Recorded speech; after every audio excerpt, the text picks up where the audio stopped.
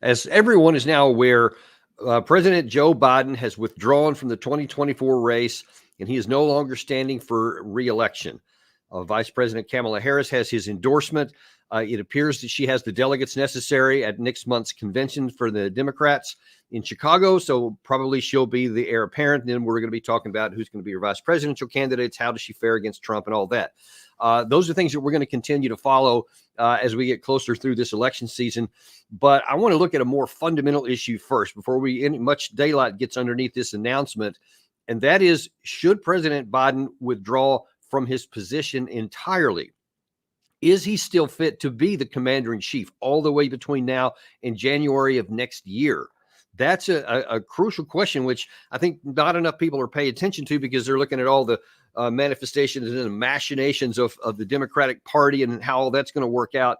But let's not lose sight of what really matters the most. And to look into this today, we have and one of our favorite guests, Doug Macgregor, CEO of Our Country, Our Choice, highly decorated combat veteran, just all around great guy. Doug, welcome back to the show, first of all. Thanks. Listen, it's always good to have you on here. And I know, especially because of your position there at Our Country, Our Choice, you care a lot about these issues here. And one of the things I've always respected about you, especially is in your current role there, is that you're looking out for America and not for necessarily for one party over the other. So that kind of puts you in a position to be able to, to have a good, solid point of view on some of these things that is not colored too much by an allegiance to one party or the other. And I actually want to, first of all, just get your view on what's your first impression of when you finally heard that the announcement came down and that he announced he wasn't going to stand for re-election. Well, I was not surprised, nor would anybody be who'd been watching the situation develop over the last 12 months. I think President Biden has been unable to really campaign effectively for a very long time. So the fact that he's not going to run for re-election is no surprise. The surprise is, why is he still in the Oval Office? I don't think he's up to it physically or mentally. And that's been my primary concern, as you know, from the presentations I've made on the internet, on YouTube, and elsewhere. We definitely need to replace him as soon as possible with someone who's physically and mentally competent to do the job. Well, and actually, I did want to see on that. This is for those who may not have seen it. This is a piece of your one of your YouTube videos, which really cuts right to the heart of the matter. Every day that President Biden remains in office, we risk further jeopardizing the safety and stability of our country. The role of the president demands sharpness, clarity, and decisiveness, qualities that are essential to navigate the complex and often perilous landscape of global politics. Unfortunately, it has become painfully clear that President Biden no longer possesses these attributes. This is not a partisan issue. It is a matter of national security and integrity. So I wanted to zero in on that last section there, a matter of national security. Now, a lot of people are looking at this and they're saying, well, it's a matter of, does he have the vigor? Does he have the ability to keep going on? Can he get a sentence out without stumbling through it? But you say it's something more serious than that, something about national security. I wonder what you mean by that. Well, consider the international environment that the president confronts at the moment. The war in Ukraine has effectively been lost by the Ukrainians and by us, by implication, strategically. But we don't know where this is going to end or how it will end in terms of an eventual territorial settlement. And there are still opportunities for mistakes for the two sides to inadvertently confront each other. One of the things that neither the Russians nor we, I think, for the most part, have wanted to do is directly confront each other. But we have aircraft flying on the ragged edge of confrontation right now. We have problems at sea, in the Black Sea, in the Baltic. And we still have a large number of American personnel, civilian and military, whether they're in uniform or not, operating on the ground in Western Ukraine. So that's one very serious and potentially dangerous situation. Then, of course, the Middle East. The war in Gaza is by no means over, nor is it likely to end anytime soon if we believe Mr. Netanyahu. He's going to speak tomorrow night. I think he's going to try and extract promises from us that we will support him in widening the war to southern Lebanon, Hezbollah, and potentially Iran. So it's really vitally necessary that we have someone in there who is familiar with what's happening, who understands the conditions. Beyond that, we have this open border, which every day is like a metastasizing cancer. More criminality, more trouble, more drugs, more deaths. We've got to have someone in the White House who grasps the larger strategic picture, which is very, very dangerous. And that's just one area there. You're talking about the Russia-Ukraine war and all that goes on with that. But there's also really, while everybody in Washington and especially within the Democratic Party are focused on, what Kamala is going to do and who's going to be her vice presidential candidate and all that sort of thing. There's lots of things in the Indo-Pacific that are continuing to roil around over there. And a lot of that's with the U.S. military forces taking, talking, especially some of their leaders, talking about the potential for war coming up soon. They want more forces on the ground. Then you have, of course, the Chinese on their side taking lots of provocative exercises or so. And it just kind of gets the feel that nobody's really at the helm on that. Well, I don't think there is, because there is no coherent strategy. We've never had any. It's all being opportunistic, and it looks like the opportunity for confrontation is what we've been seeking. And we are not in a position to do that. Our armed forces are not prepared for the fight. I listened to the chairman of the Joint Chiefs, who was asked point blank, this is this man, C.Q. Brown, could we defeat China in a war? And he says without hesitation, yes. Well, first of all, what does defeat mean? I mean, you can win and lose at the same time. What would the costs be? What are the circumstances under which something like that could occur? Is that what we want? I don't think it is. So it was not encouraging to me at all. I get the feel that there is no one at the helm. You've got a variety of different people in the cabinet and perhaps major donors on the backside that are also adding their views and attitudes and opinions to the mix. This is not how you govern a major power in the world. And we need to get it under control. So we've got to have a clear, absolutely unambiguous transition of power away from President Biden into the hands of presumably Vice President Kamala Harris. Now, whether people like her or not, whether or not they think she's qualified at this point, is probably irrelevant. She is at least mentally competent and physically fit.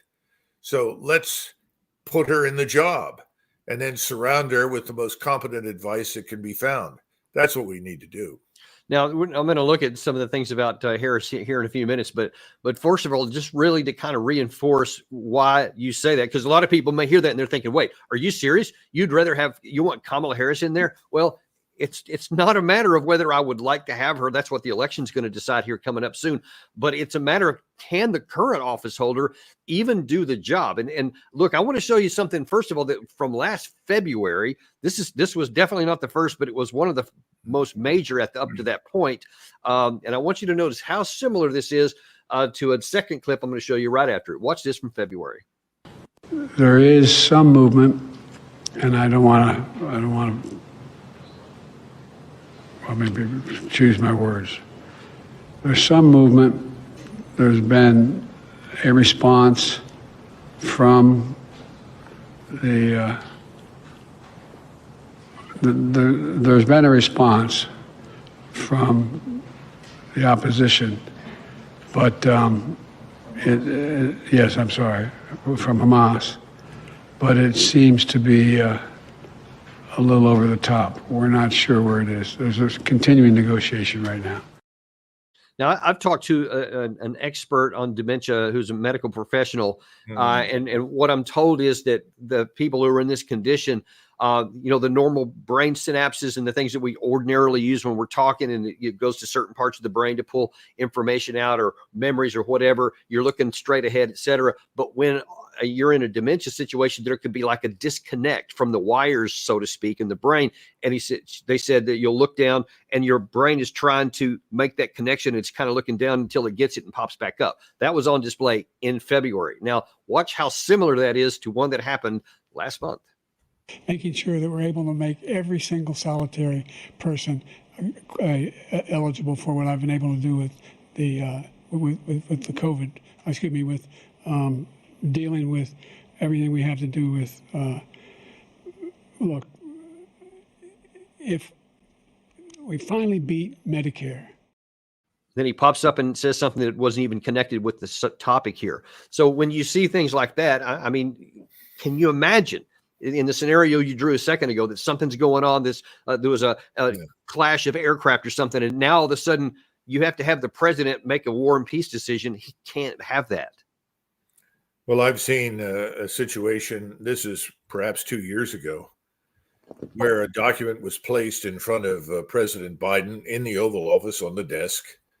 And he looked at it and he began to mumble something. And Kamala Harris leaned over and said to him quietly, but unfortunately loud enough for us to hear it on the scene at the time, "Just sign it." And of course, he then signed it. Again, as I said before, this has been going on for some period of time. This is not new. Right now, given the global situation and given the situation here at home, both people overseas as well as in the United States want to know that the person who is in command is at least reasonably competent to sort through the issues, to listen to advice and make a choice. I don't think we had that with President Biden. I don't think we've had it for a long time. So I don't think that there is any debate. He needs to step down from the office that he holds.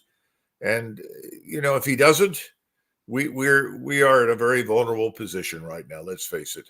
And weakness abhors, power abhors a vacuum, and that weakness will be identified, that vulnerability will be exploited. So we need to send him on his way to wherever he's going. Now, I've got some other things to show that, those were from a little bit last, a couple of things I've got to show from the last couple of days, one of which was yesterday. But before I do that, there's something that I would like to address and at least get your view on. In that, okay, so you're talking about something that happened 2 years ago. I showed a clip from this past February, but we know that people on the inside who are, especially his close advisors and his family, whatever, have known this for a long time. There's been no question about what was been going on. People have been talking about it in public for a long time, but publicly, you've had all these Democratic leaders. He's sharp as a tack. His mind is, totally on it. He's brilliant and all this kind of stuff, when they know for sure that that's not the case. What were they trying to accomplish? Because then that leads to the question, who's actually pulling the strings here? And what do you think about that? Well, lies are always justified based on circumstances that people will insist put the country at risk. In other words, if I tell you the truth, this is what you get from general officers frequently, and the truth gets out, it could destroy morale. It could put us at risk, whatever that means. It could jeopardize the coherence of our operation. Well, you have a similar phenomenon with these political figures. How can I possibly tell the world that the man I just met with, who's president of the United States, is not really competent to perform the job? If I were to do such a thing, that would cause panic. Therefore, I have no alternative but to lie. Well, Dan, you and I both know this is always wrong. Lying is really not called for 99 times out of 100. Churchill famously said that the truth sometimes needs a bodyguard of lies. Well, he was talking about something very different, concealing information from an enemy in the midst of a war.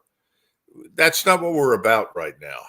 And we need the truth. And the truth is he's not able to do the job, has not been able to do the job competently for a long time. Now, this leads to your second question. Who is really in charge? Someone said to me the other day, well, George Soros is effectively the national security advisor. I said, what are you talking about? Oh, well, he calls in frequently. I don't know who's in charge. We look at Sullivan. He's the public face as the national security advisor. And remember, he's supposed to be an advisor, not a decision maker. There is an executive order that devolves powers from the president to the national security advisor to approve or disapprove a number of things. For instance, can we provide surveillance for this individual or not? Is this a situation that justifies our surveillance? These kinds of things flow through the Office of the National Security Advisor. he makes those decisions for the president. I'm not sure that's a good idea. One of the things that I looked at when President Trump was still in office was that particular executive order. I think we've got to go back and look carefully at who is doing what, because the majority of people making decisions on a daily basis are not elected. That's important to understand. If they're not elected, then who are they? They're appointed to the positions they hold. What are the real stipulations regarding their authority to do things? Dan, it's a dangerous situation. This is a plot that could have been devised by Tom Clancy or Stephen King, for that matter. I wish I had a good answer. I'm not comfortable with any of it. I think we need to come clean, as they say. The administration needs to come clean, make a decision, break with the past. This is the chain of command now. This is who's in charge. This is who's making the decisions. And as you say, whether we like it or not, Kamala Harris is the vice president. I think this is something people need to think about for the future. Yeah. We treat the vice president as a fifth wheel in most cases. He's irrelevant or she's irrelevant. No, they're not. They're supposed to be able to step into the shoes of the president and do the job. Very few vice presidents were picked for that reason. In fact, most of the time, vice presidents are picked for reasons that have nothing to do with qualifications to be president. Yeah, just how many votes they can help the candidate get. That's like 9 times out of 10, maybe even 10 times out of 10 in recent years. That's Right. exactly what it was be for. But now you may not be able to answer this because unless you have some insider knowledge from some Democrats or so. But it seems to me that from a practical perspective, even if you're just looking at it from the party perspective of what's going to be best for the party, even if you didn't want to put the country first, which is supposed to be the case for all Americans, but in the fact that you've known that Biden has been having these issues, I mean, even back to the first year of his administration, it seems like after the 2022 midterms would have been the absolute perfect point to say, hey, we're going to transition to a new team here. I'm just going to finish out my 2 years here. I'm going to pass the torch on to the young generation, whatever you wanted to say. So now that you have plenty of time to actually get an election going on with the Democrats so they can have their own elections going into the campaign season. Then they could have chosen a new president, vice presidential candidate, et cetera. Everything would have been good. And then it had plenty of time to prepare the groundwork. But instead, they just continued to say everything was fine until it was literally impossible to hide on that debate stage in June. Why? Do you have any idea why they wouldn't have made the move when it was in their interest to do so? Well, you say in their interest to do so. I don't think it was in their interest to do so. If you've got a rubber stamp for policies like open borders, allowing virtually anyone to march into our country who wants to come in, when you have a situation where Mr. Mayorkas, who's the Homeland Security head, is actively involved with many of the non-governmental organizations, all the way down to Darien in Panama, then you shouldn't be surprised that he's very comfortable with the rubber stamp of the White House to sustain the flow of millions and millions and millions of illegal aliens into the United States. The same thing is true on the military side. If Biden doesn't really understand the implications of his actions, and I don't think he does, I don't think he's done very well at that for a long time, why would he put our own military readiness at risk by shipping virtually everything and anything he's got to Ukraine?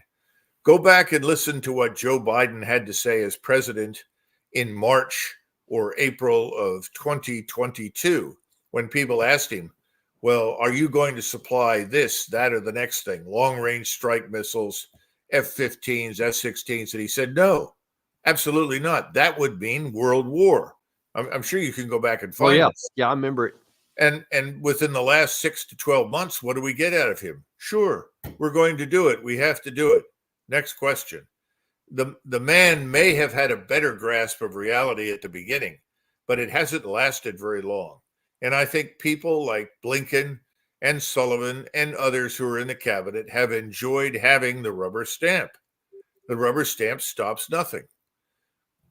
Yeah, well, I actually had considered it from that perspective. So if the party was going to do what's best for the nation, they would have made a change earlier. But I guess if there's individuals in certain positions that like that rubber stamp and the autonomy within the administration, then you have a different issue. That raised some Remember, other disturbing you things. you and I look at the open borders, and we're appalled at what's being done. We can't conceive of it. It's incomprehensible to us. It makes no sense. But the large numbers of people in the White House, in the cabinet, in this government at the moment, they believe this is in the best interests of the future of the United States, because they see this as destroying potentially the majority that is constituted by so-called Native Americans, Americans who are indigenous, the people that are already living here who call themselves Americans. They want to break that up. So from their standpoint, this is good. Again, that's why they want the rubber stamp.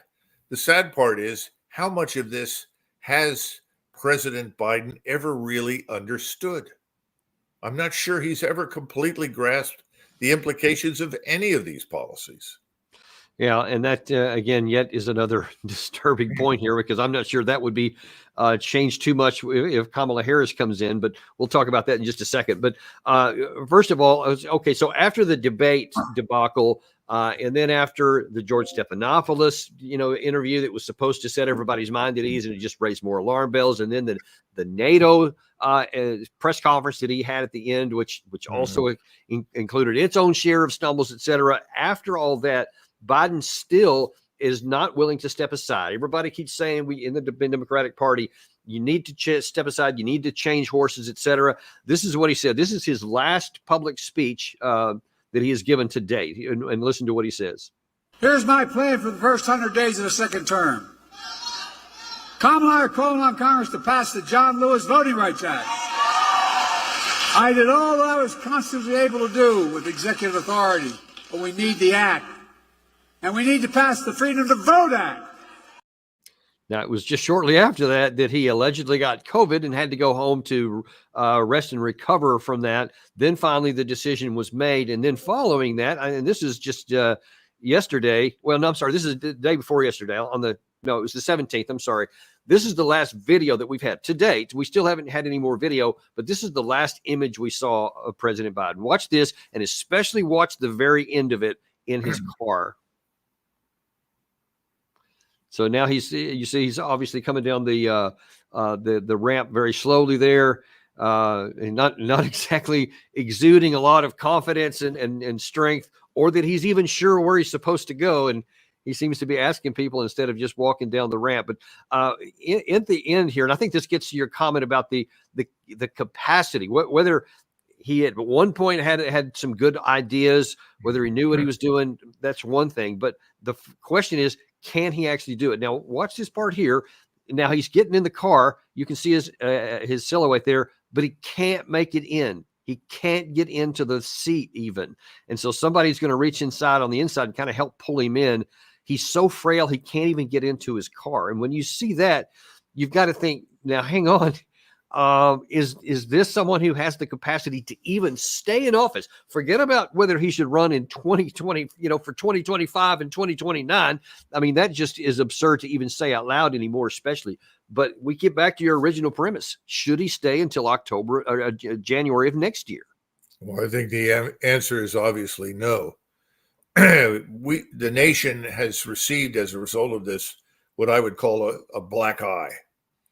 We have a black eye as a country because of the insistence on maintaining the facade that he is something he's not. You can give people of advanced age B12 shots. You can infuse them with other kinds of drugs. You can give them amphetamines. There are all sorts of things that can be done. But you cannot infuse people with mental coherence and consciousness. And in time, it finally gives way. And I think that's where he is at this stage. So I see no alternative to his removal, whether or not he likes it. And frankly, based on experience over the last couple of years, if Kamala Harris puts it in front of him and tells him to sign it, even if it's his own resignation from office, he'll do it. And I guess just kind of to drive the point home a little bit further, so when just some strange imagery here from Kamala Harris, and we'll start talking about what she may bring to the table here in just a second. But while she's kind of really in a celebratory mood. You don't see her any somber about, maybe having to step in and run this situation on her own or whatever. She seems pretty excited. And at the only public comment that Biden has made to date, he had a phone call. It wasn't even a video. It wasn't a Zoom or anything like that. He had a phone call. But I want you to listen to how his speech is slow and slurred, even more so than we've seen in recent days. Roll this tape. I want people to remember that what we have done has been incredible, and we get so much more we're going to get done. And so I want to say hello to Kamala. She can hear me. I know she's going to be speaking shortly. And I want to say to the team, embrace her. She's the best. I want to call today to thank everybody in this effort. I know yesterday's news was surprising, and it's hard for you to hear, but it was the right thing to do. I know it's hard because you poured your heart and soul into me to help us win this thing, help me get this nomination, help me win the nomination, and then go on to win the presidency. But you're an amazing team. But we've got a great. I think we made the right decision. And with that, you're just wondering what's going to happen, because now tomorrow night, it was announced just shortly before we began this broadcast, that President Biden is going to address the nation tomorrow night. And one wonders, is this just going to be where he's, coming forward to people and explaining why he withdrew, or is he going to actually announce that he is withdrawing? We don't know yet. I've heard people on the inside in Washington say it could be either of those. But in any case, it's just very unclear. In any case, it is very clear that he cannot continue on even in the near term. And I just wonder if you have any thoughts on what may happen tomorrow night. Well, consider this. We reelected Franklin Roosevelt to a fourth term. He lasted exactly 60 days into the fourth term and died. He was a dying man when he was in his third term. He really wasn't fit to hold office at that point. If you read Admiral Leahy's memoir, and Admiral Leahy served as his aide-de-camp and effectively as a surrogate commander-in-chief for FDR during World War II. He had been chief of naval operations. And at the end, he talks about Yalta, where, frankly, at the end of the war, when FDR was talking with Stalin and Churchill, he was barely conscious half the time. He wasn't completely there. He didn't always totally grasp what was happening. After it was over, Leahy asked him, "Are you sure, Mr. President, that the promises that we've accepted from the Soviets will be kept?" He said, "I'm not really sure we can bet on these promises ever being fulfilled." And FDR looked at him and he said, "I'm just too damn tired to fight anymore." If you go back and look at the arrangements made at Yalta, in fact, the conduct of the last 2 years of the Second World War were very consequential for what happens for 50 years after the war. But we went ahead, we allowed the government to function with FDR at the top when he really wasn't up to the task. That was a very serious point in time, and Truman had to step in and take over. Truman had never graduated from college. He was an intelligent man. He wasn't bright and brilliant by any stretch of the imagination. And he knew very little about what was happening because FDR treated him like a red-headed stepchild. He walks in and he's stuck with a very difficult situation. He made the best he could of it. He didn't do badly, frankly, under the circumstances. Do we want to go through that again? I hope that in the future, when we begin to vote, that people are going to look not just at the president, but also at the vice president and ask themselves, especially since Donald Trump is, 78 years of age or 79? How much longer will he last? Well, we can assume he's going to be very robust and physically fit. I don't think he is, but we can assume that will be the case, but you don't know. So now we have a 39-year-old senator in his first term from Ohio who is poised to replace him if something goes wrong, terribly wrong, horribly wrong. I don't know what will happen on the other side with Kamala Harris and whomever runs with her. The bottom line is we can't continue this nonsense. Yeah. It just doesn't work. Well, and we can't undo the 2020 nonsense, but we have what we have here. And as you say, this is now a stark realization of why what you're saying is so important, that the vice presidential candidate has to be somebody who is genuinely capable of stepping in. Because right now, and this is what I want to look at a little bit, because I think that, in my view, there's no chance that Biden makes it to the next transition to January. I don't think there's any chance, whether he accepts it or not, or something, his health just literally falls apart. We'll see. So we'll see what happens tomorrow night. But the likelihood, in my view, is that there will be a President Kamala Harris sooner rather than later. So let's look at what that's going to mean. Now, look, I know that she's trying to be cool and whatever, but here's this video that's kind of trending around. A lot of people are looking at it right now about her, and this is one of many where she's just kind of dancing around. And again, this is kind of while Joe Biden is apparently with COVID, and he's trying to decide whether he's going to stay in the race, and she's just out partying it up, having a good time. And Doug, impressions matter. And when you're talking about the potential to go and face Xi Jinping in China with tough negotiations, or Vladimir Putin, of course, which could very much be the case even in the near term here, Kim Jong-un, I mean, you name it, even some of our Western allies, it just is not a good look when you seem to be just enjoying the position and not showing yourself as a serious statesman in charge of the most powerful nation on the planet. Well, these are the perils of this thing that we call democracy. Presidents really need experience in 4 key areas. One, with the armed forces, in command of them, or at least experience in them for some period of time. They need to have an appreciation and understanding of the economy, how it functions, what works, what doesn't. You then have to have experience in domestic politics. That's very clear. And then I would say, finally, you need some understanding of the international system. Who are the people out there? You mentioned Xi Jinping, Putin, Vladimir Putin. There are whole numbers of key actors. What are their interests? How do they think? How do they behave? The last time we had a president that had 3 out of 4 of those areas under the belt was Eisenhower. I would argue that Nixon had perhaps 2, maybe 3 of them. But otherwise, in most cases, all people come to the office of the presidency with experience in one area, domestic politics. That's Kamala Harris's background. She doesn't know anything about the armed forces. She doesn't know anything about, I would argue, the economy, how it functions, how it works, its mechanisms. And I don't think she has the slightest idea how the international system works and who's in it and what people's interests are. So I'm afraid this is the perils of the way we've set the system up. We reward and elevate people who know how to get elected inside the United States. That's it.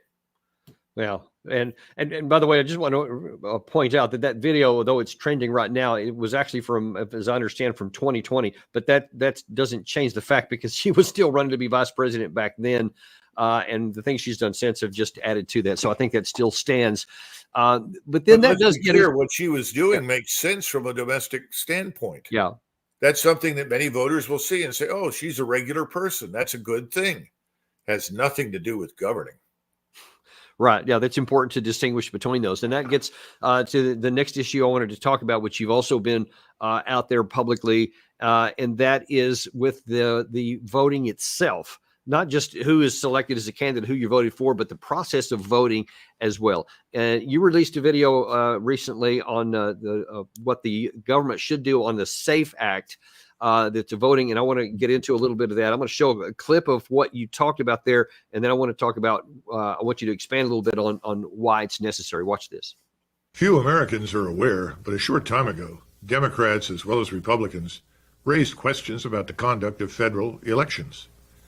In 2018, then Senator Kamala Harris, now Vice President Harris, demonstrated how easy it was to hack election machines. Senator Amy Klobuchar echoed these concerns, pointing out that only 3 companies control most voting machines, and these machines are vulnerable to hacking.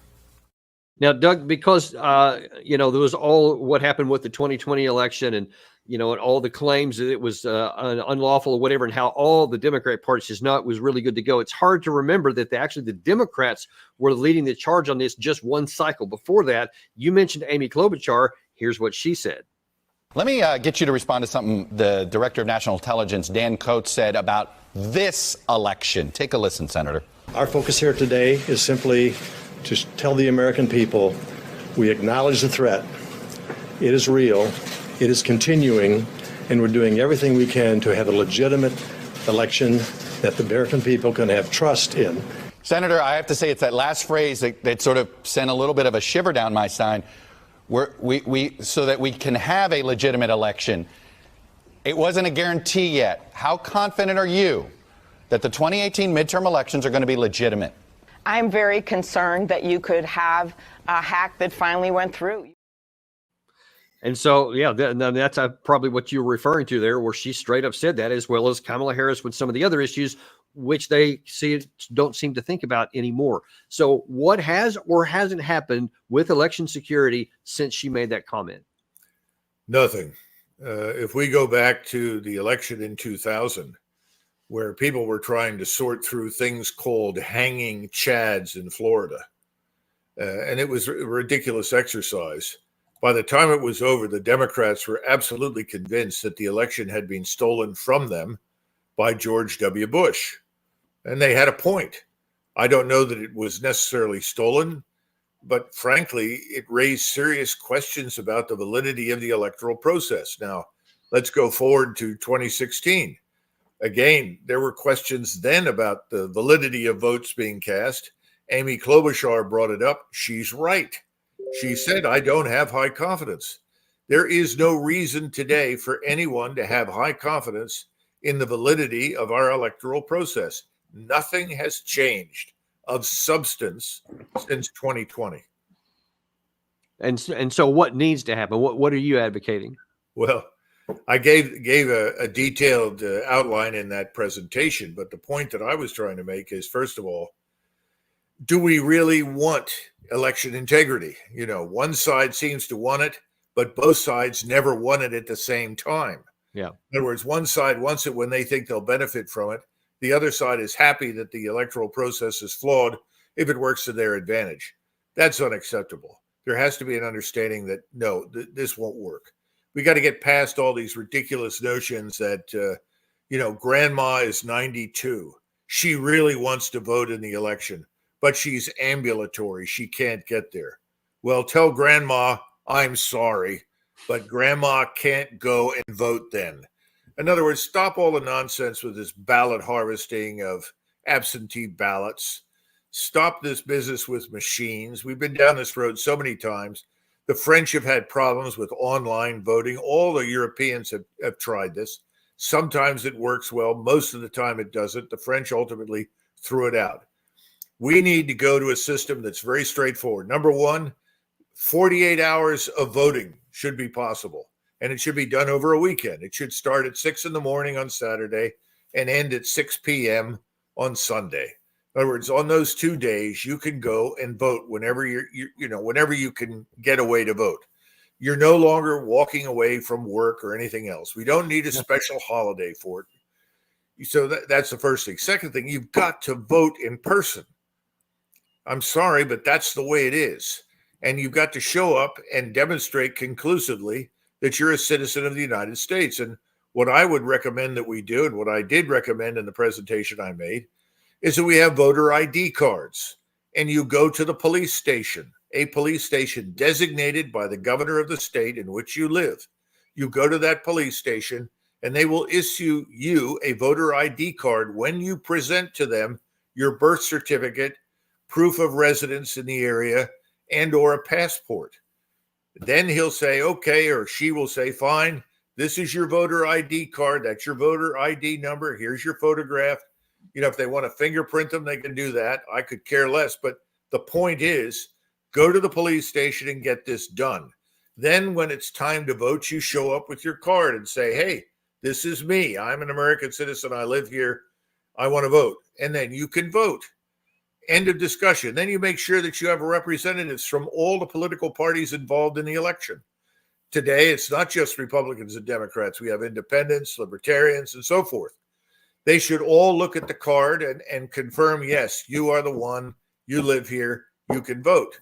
Get rid of these stupid voter rolls that are always out of date, that contain the numbers of dead people that have long since departed this earth that magically show up and vote every presidential election. All that needs to go away. You set this up. And that's the end of it. You have to do it in person. And the only people that get absentee ballots are people serving away from home in the United States military on active duty. Now, that's why absentee voting was created. It was created during the Civil War for the election of 1864, because someone said, well, wait a minute, all these soldiers fighting in the United States Army for the Union need to have the opportunity to vote. Are they going to vote for Abraham Lincoln, or are they going to vote for George McClellan, the ever popular general who wanted to make peace? Well, they voted overwhelmingly for Lincoln, even though they knew, many of them, that their lives would be lost before the Civil War ended. They voted for the man that wanted to fight for the Union. It's history. That worked. We need to go back to that system, forget the rest of it. And I think then you can have a free and fair election. And you need to use paper ballots. You know, okay. And let me ask you, India has 1 billion people in it. I think the number was over 700 million people voted in India. And within 24 hours using paper ballots at the polling stations, they had a result. You know, we should get a result as soon as that 48-hour period is over. You open up the lock boxes, which is where all the ballots go. You open those up, you count them, and you do it in sight of all the members of the political parties. And then you announce who's won. End of discussion. This is not hard. Stop the nonsense. Well, this will harm people of color. What do you mean it's harming people of color? I served with people of color in the Army. So did you. They were Americans. They have birth certificates. They have evidence for their citizenship. They should vote. They can go to the police station and get an ID, a voter ID card too. That's a lot of nonsense. That needs okay. So let me ask you this question, because one of the biggest, I guess, I'm not sure if roadblocks is the right word. Maybe it is. On the opposite side of that viewpoint is that there is a big resistance to saying that only American citizens should vote. Now, to me, it just seems self-evident that every country on the planet, they limit voting to just whoever's their citizen. So you don't have people coming from somewhere else, which could slant the election in different ways. It seems logical and self-evident.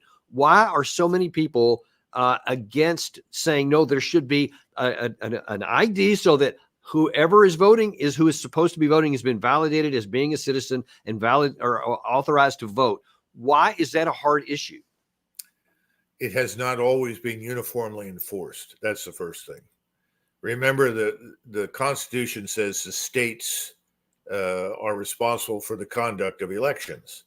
The reason that decision was made is very simple. At the time the Constitution was written and signed, the states had money. In other words, the colonies, they had active tax revenues. They had sitting members of their respective houses of parliament and so forth, governors. We didn't have that at the federal level. There was almost no federal government at the end of the revolution. Remember, we disbanded the Continental Army, didn't even pay the people that had fought so hard for us for many years. That's then. This is now. We need to get out of the 18th century and live in this century. And we need to understand that the states, many of them have caught up. For instance, in the state of Florida, it explicitly says, if you are not a U.S. citizen, you must not vote or should not vote in the election. But then again, is it rigorously enforced all the time? That's the problem. You have to have penalties set up. If it can be proven that you or you have helped someone other than you vote who is not a citizen, there should be a mandatory jail sentence. End of discussion. You go to jail for 3 years. That would stop a lot of it. We have to have penalties as well as explicit laws. People don't want to do it because they think if I do this, I'm going to be called a racist, a bigot, or something else. It doesn't matter what you do. If you exercise your responsibilities as a citizen and you do what is right, you're going to be called something somebody doesn't like. We have to get out of that. Why is there such a, because I see this all the time without explanation. They say, no, that is a racist policy if you make people like get an ID card to be able to validate who they are when they're voting. But no one is denying any race or color or ethnicity or anything else ability to get ID cards. They all have ID cards, whether it's driver's license or anything else. You can't get a bank account without it. There's a lot of things you can't do without it. Why the resistance when it comes to voting to just validate that you are who you say you are? Well, I think parties, particularly the Democrats, certainly since the end of the 19th century and through much of the 20th, view themselves as having benefited from relaxed enforcement. In other words, benefiting from cheating. And it's reached the point now where in many states, you know this, you have one-party cities. There's only one party in New York City. There's only one party in Philadelphia. There's only one party in Chicago. When you go to a one-party system because everybody else has left, what have you got? You've got a dictatorship. There's no longer any democracy per se. And that's what's happened in many of the big cities. So the whole rule of law as we understand it, that we depended upon for so many hundreds of years, has frankly broken down in many areas. And people don't want to enforce it. They want things to stay the way they are. Right. But it doesn't make any sense to me. And I just it's just something that's always been kind of a burr under my saddle as to why anybody wants to say that. That comment that we just had up there by one of our viewers, it's like, look, I'm not, nobody's racist against me because I have a black and an ID card. Now, you will find if you go back into the 19th century, particularly in the years after the Civil War, in territories in the West that had not yet become states, many people there were recently arrived from Europe. They were not yet citizens, and they were allowed to vote in local elections. And that was simply because they lived there. They had come in, they lived there, they had established homesteads, stores, whatever. And they said, well, they live here, so they need to be part of this process. Eventually, they became citizens. But the point was, at the time, those decisions were made on a local basis. That's not the foundation for national government in the 21st century. What we just described, issuing a voter ID card explicitly to an individual that you know is an American citizen in a police station, and you put it in a police station because the police are not motor voters. In other words, it's not vehicle registration where somebody says, well, he's my friend, I'm going to give him a card. He may not be a citizen, but he's a friend, so I'm going to let him do this. You know, this motor voter business spits out ballots for people who are not citizens. Many aliens live in the United States legally, and they're allowed to vote. They should not be allowed to vote. And again, this sort of relaxed enforcement is common in many states. We've got to stop it. No one wants to go there right now, but we've got to. And the open border has presented us with the greatest single threat to governing ourselves that we have had in many, many years. I would say the greatest single threat to the United States since the Civil War. We have 52 million people inside the United States, at least 52. These are the ones we know about, who were not born in the United States. Large numbers of them are illegally here. Some of them are legally here. But those who are not citizens should not vote. And when they vote, they disenfranchise you, me, and every other American citizen who's out there. Yeah. Well, that the scope of this is quite big, and so we certainly believe that whatever the laws are, they need to be followed, and that's one of the things that's not done. It's sporadic, literally all over the country. In the time we have left here, Doug, I want to shift over to one more topic because it's so poignant and it's making news even just in the last few hours, and that is on the assassination investigation into the July 13th attempted assassination of President Trump, and the director there Kimberly Cheadle has resigned today. Now, there was some real issues and a lot of sparks that were going along yesterday. And while I certainly think it's appropriate for her to have resigned based on what has happened, that should not shut down the hard questions that have been coming. And there was a few that I want to raise with you that happened yesterday and kind of get where you're coming down on these. Number one, and I'm going to show this video here where the issue of the shell casings and how many there were by the shooter is something that Cheadle knew and something that she expressly refused to provide the answer to. Watch this. Did they share with you how many shell casing were on the roof? Yes. Okay, how many were there?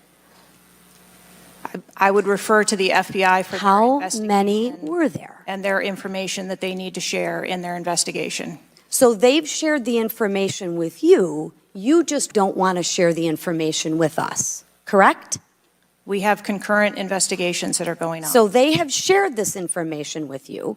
You know the answer to the question. You just refuse to answer the question. Now, one of the reasons why that's so important is because lots of evidence is starting to pile up with acoustic evidence and otherwise that maybe there were two shooters on there. And so on that day, and if there are 8 shell casings, then you can say, oh, well, there must have only been one because he's the guy who fired them and there they are. But if there's less than that, if there's only 5 or 6 instead of 8 or 9, then we have a real problem. So are you concerned with the fact that she won't tell that number that she knows? Of course. 3 things. First of all, this person, Cheadle, was selected, as far as we can tell, on the basis of cronyism, which is not unusual in politics.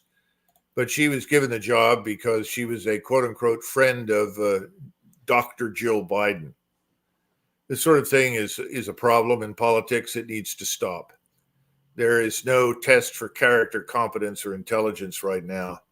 Every conceivable reason is found to appoint someone to a high office for which they are ostensibly unqualified. We need to put an end to that. This is the tip of an iceberg. The second thing is we have had no formal briefing presented to us, even on the basis of preliminary findings. We could have had a briefing from the Justice Department, in theory, that would have said, this is what we have found so far. We're confident in saying these things. We do not know everything yet. Right now, this looks like it's on its way to becoming another Warren Commission, where we're never going to get the truth, because the truth is damning, and the truth involves other actors in and out of government that we do not want to be known. And when I say we, I'm talking about the federal government, the current administration. I hope not.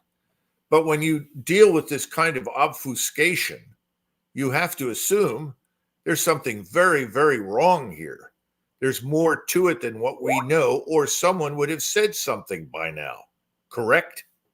Yeah, and people have been saying some things, and then that leads to there was a bunch of things from yesterday's hearings, and I don't want to get into all of them, but that shell casing was a huge one because it can either put to rest or expand the thought that there was a second shooter. And then this other one here also is troubling because it talks about recorded communications and their absence here and why that is. Watch this. Depending on the detail, radio communications are recorded. Does the Secret Service have recorded communications from the July 13th event? We do not have radio communications from that day. But you have text messages? We do have emails and text messages. Emails, okay, great.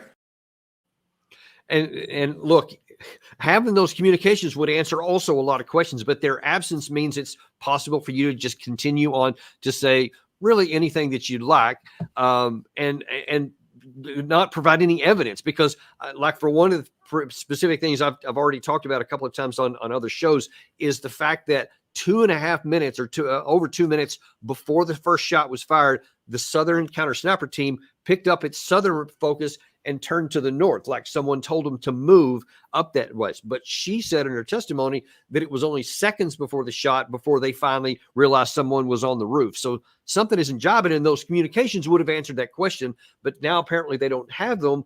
So one would basically say that now then you can literally claim anything you want to. I would be very surprised if the National Security Agency did not record those conversations over the radio. Pardon me, but color me skeptical. I think the transcript exists somewhere. And I think that it would probably help answer these questions. I don't know whether or not we'll ever get a look at the real emails or text messages for that matter. But I'm sure that there were cell phone calls as well as radio communications. And I frankly assume that they were recorded by someone somewhere in the National Security Agency. They record everything else. You know, we're listening today to something called the Vivona intercepts. These were recorded conversations between Stalin, Churchill, and FDR. Think about that. And they were classified for decades.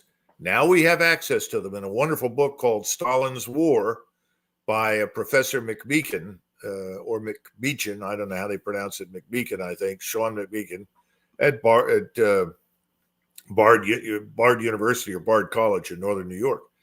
If we've got those, I'm sure we have these. And my point is, there's a reluctance to tell the truth right now. And the longer that this persists, the more speculation will occur. And the greater people will doubt the truth of anything the government tells them. And let's face it, trust in the government right now, particularly in the Justice Department and in the Federal Bureau of Investigation, is at an all-time low. I see no evidence that any of this is going to improve that situation.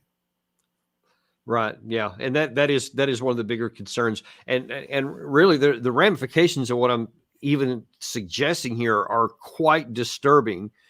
If anyone associated with that team had any kind of a knowledge about a threat, that there was something besides Thomas Crooks on top of that building who couldn't even make a high school shooting team, but he made a kill shot on the first shot when he'd been captured. I mean, there's just so many things that don't line up, but the implications that there was somebody else means who else was involved in this, and they're still out there apparently. So it is vital that we get these answers. Consider this. I'd be very surprised if the Russians, the Chinese, the Israelis, others that have access to satellite-based communications and surveillance do not have some insider understanding or knowledge of what went on. You know, frankly, I think that's a very high probability. The worst thing, of course, that could happen would be for a foreign government to suddenly reveal the truth of what happened. That could occur in the near future. The problem we have right now, you have no integrity in terms of elections. There isn't much integrity when it comes to governing. We're in a very serious situation. This is a huge crisis of legitimacy for Washington, D.C. and the people in government. You would think there would be some sensitivity to this, but I suppose Americans have been so tolerant and so relaxed in the way they treat these kinds of events for so long that the people in Washington don't seem to feel compelled to come forward with the truth. Well, I mean, yeah, there's been lots of people that are understandably reluctant to come forward with the truth, because when they see that some people, and especially if Crooks was a dupe here, and I don't have enough information to know that, things are skeptical. But when they see that some people like that do, or others who have come forward in other whistleblower issues in the past and then suddenly mysteriously died, you can understand why some people would be reluctant to that. But we do need that kind of stuff, because without people coming forward who know the truth, we all remain in peril, and that's just the truth of it, I think. Well, right now, I think that peril is greater than it's ever been in our history. And I hope that we will get to the bottom of this, because we need to, or we're not going to be able to move on to any sort of plausible government in the future that the American people will believe and support. So right. I think it's very, very important that this be addressed forthrightly and immediately. But there's not a whole hell of a lot of evidence right now that that's going to happen. Yeah, there's not a lot of evidence. In fact, I've seen that many of the major media are really quick to say, "Oh, there's definitely no second shooter. All that's been debunked, etc." And the eagerness with which they're saying that, in the absence of any kind of an investigation to prove whether there was or wasn't, is more evidence to me that there is something, and they want to suppress it and shut it up. But that's why I agree with you when you say right now it doesn't look like it's going to happen. But we'll keep asking the questions, and apparently many on the Hill will. So we'll see if they get any answers subsequent to I this. hope But, so. I hope so. and we certainly do too. Thank you for coming on so much today, Doug. Is just wanted to ask if there's anything more going on with Our Country, Our Choice that you want to highlight here for our viewers, because we always love to hear what's going on with OCOC. Well, right now we're on the precipice of launching a new IT platform that we think is going to revolutionize free speech in the United States. It's called Republic. It's going to be free for anyone who simply wants to go on the platform and read and study and view the material that's there, because it's going to focus on as much as we can ensure that it is fact-based news and analysis, but also real-time film footage of events and people. But it's also an opportunity, if you decide you want to become a quote-unquote activist and pay the annual fee, you can get on there and you can actually post your own videos, post your own material, create spaces, whether you're an organization or an individual. This is a free speech platform. And we're not saying what you have to believe or not to believe. The only stipulation we have is that you have to love the United States. In other words, we're not going to tolerate somebody who comes on the platform and says, I'm here to find ways to destroy America. They're going to be gone. Or if you try to use it for pornographic reasons or other ostensibly illegal purposes, otherwise you can go on there. I mean, Nancy Pelosi can go on and create her space and promote her views as readily as Candace Owens or Ben Shapiro or anybody else. And it's also an opportunity for people across the country to communicate with each other, because you can communicate directly. You can organize meetings. You can send messages. If something happens where you live and you want to contact a congressman, you can go to the site. It'll take you to your congressman, the individual that is supposed to respond to your interests and needs. And you can text them, you can email them, you can call them, whatever you want, right from the platform. Wow. Everybody in your precinct, in your county, in your town, in your city, in your state can do it. And across states, you can organize this sort of thing. I think it's going to scare the hell out of people that don't really want free speech. But I think Americans will love it. It's called Republic. And I think you'll see it out available mid-August to late August, before Labor Day. So when Labor Day hits, this bomb will go off. And people will be able to tell the truth, what they see, what they think, and exchange their views. Wow, I think it's a very positive thing. Yeah, awesome. We'll definitely. And there's no advertisement on this thing. We're not taking money from anybody to keep this rolling. So you got to pay that annual fee. Now, there's an annual fee of $180 unless you go to somebody like me. I have a discount code, and you can get on there for $120. And there are others around the country that will have access to these discount codes. We'll post them on our websites and so forth. And you can get on there, and I think the world is at your disposal. And we're already getting inquiries from Europe and Asia. Oh, wow. On how they can participate. We're able, we think right now, to cope with 200 million users. We have private servers. So I think this is going to work, but I think it's the beginning of a revolution. We've really got to get past all these places like Google or YouTube or somewhere else where someone decides they don't like what you have to say and cut you off, reduce your access. We get a lot of that on our channel, by the way. I've seen a lot of our subscribers talk about they want to make comments and Google somehow knocks it out. But again, as long as the comments they make are not lewd, in other words, we don't need the foul language and anything pornographic, and it's not threatening in the sense that we hate America, we're going to destroy the country and everybody like you, that's kind of nonsense. Otherwise, you're on there. You can say what you think. I think we desperately need it, because history teaches that if you suppress the truth and you suppress public opinion long enough, eventually it explodes in your face in the form of a revolution. So yeah, I think this is a good thing. Sounds great. And we're big advocates of that here. We'll definitely be trying to shovel people in your direction because most of our people love the ability to have freedom of expression, because we got a lot in here that don't agree with some of us, but they're welcome here. And I'm sure they'll be welcome on your channel as well. Absolutely. You got it. All right. Thanks. Cool. Well, Thanks ever so much, Colonel. Appreciate having you on, and always grateful for you guys. Be sure to like and subscribe, and folks, we're going to have some more great shows later this week. We have John Mearsheimer back, I think, on tomorrow. Ambassador Freeman on Thursday, and we've got some other new guests coming on that you haven't seen before that are going to be talking about a lot of the political things in the United States. So a lot coming down the pike here. Please do keep coming back. You will be very glad you did. Thanks. We'll see you on the next episode of Daniel Davis Deep Dive.